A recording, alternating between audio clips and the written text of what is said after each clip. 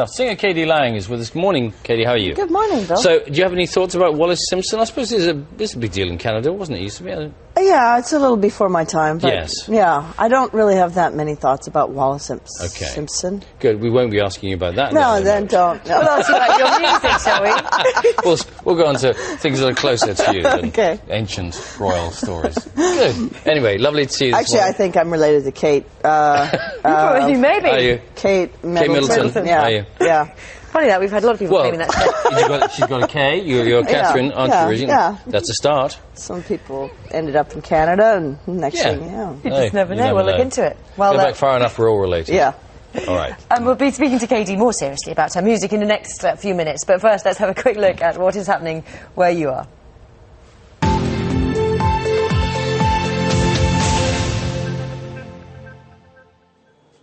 Very good morning. I'm Asad Ahmed. Now, London may have just had the busiest sporting week.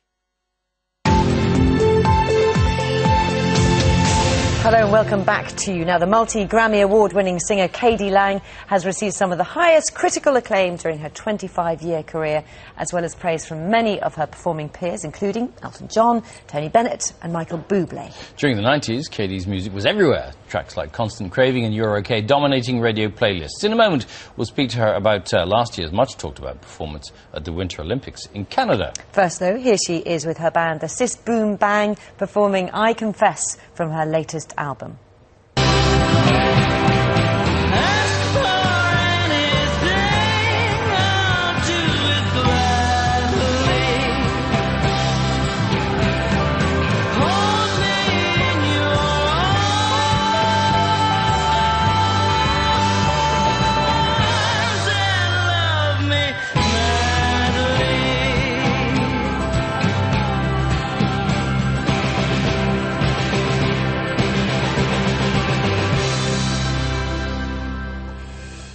Well, Katie, we had only a very short section from that song because we have great difficulty finding something you could put on the television this time of day. Where did you film it? Well, the beginning of the video's shot in a Cheetahs, a strip bar in Los Angeles. Yeah. Okay. Yeah. And was it fun to make? Yeah, it was. We'll have to watch it later, won't we? Yeah, I think so. Get a sort of unexpurgated version. Yeah, exactly. So tell us a little bit about the inspiration behind that single, first of all. Well, I've been very sentimental about my time that I had with Roy Orbison. Yeah. And that is a very Orbison-esque sounding single. So it was fun. It's a very sort of alt country record, kind of fun, up-tempo record, and yeah, just kind of looking back at my time with Roy. And you recorded this album in Nashville. Nashville, yeah. With a band that you put together specifically for the album, or? Well, what happened was we put this band together, and then the sound became so, indelibly a part of the sound of the record that I had to move aside a little and call it Katie Lang and the Siss Boom Bang, because they're just so much a part of how that record turned out. What is it about Nashville particularly, though, that it has something special? Because a lot of people go and record there. What do you get in a Nashville recording studio that you don't in, say, Edmonton? Well, hey, I don't know, but I love Edmonton. Yeah. But no, there's a really intense musicianship, a standard of musicianship in Nashville. There's a lot of great musicians. The culture is so infused with music that you kind of live and breathe it there. Everywhere you go, people are pitching songs. There's music everywhere. It's pretty interesting, and it's a lot different than when I was there in the early 80s. It's very, very much more interesting and alternative than it used to be. And just tell us a little bit about, sort of going back a bit to your early career, because you were very successful at a pretty young age, actually. Was that difficult for you, or how did it?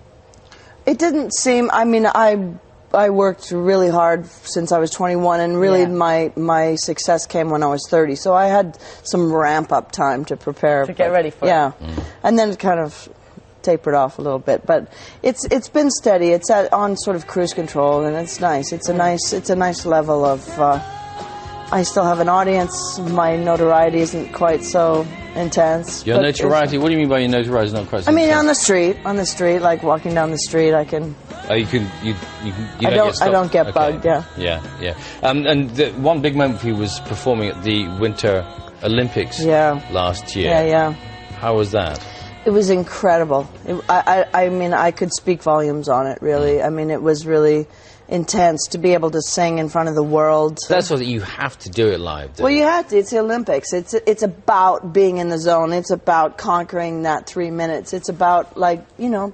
Yeah. To me, it was about that. But, I mean, you've played live in all sorts of different places. When you're in that situation and you know there are not just a few thousand people in the stadium, which is a big deal anyway, but billions of people. 3.5 billion, I think, watched that, yeah. What goes through your head just as they play the opening bars? Yeah. Well, you know, it was a hockey arena, so there was miles of scaffolding tunnels under the stage. So the walk, it was kind of like, you know, the dead man walking kind of underneath the stage, and then getting put up into position. But there was a 2-minute break before we actually started the song, so I just, you know, prayed, just got myself together, had long breaths and focused. It was fantastic. Thank you nailed very it. much. No, thank Katie, you. Thank you. good to see you. Thank Lovely you to very meet much. you. Katie's album Sing It Loud is out today, and Katie will begin a UK tour on May the 30th. Thank you. And Helen Mirren will be here tomorrow. See you from 6. Bye-bye. Bye-bye.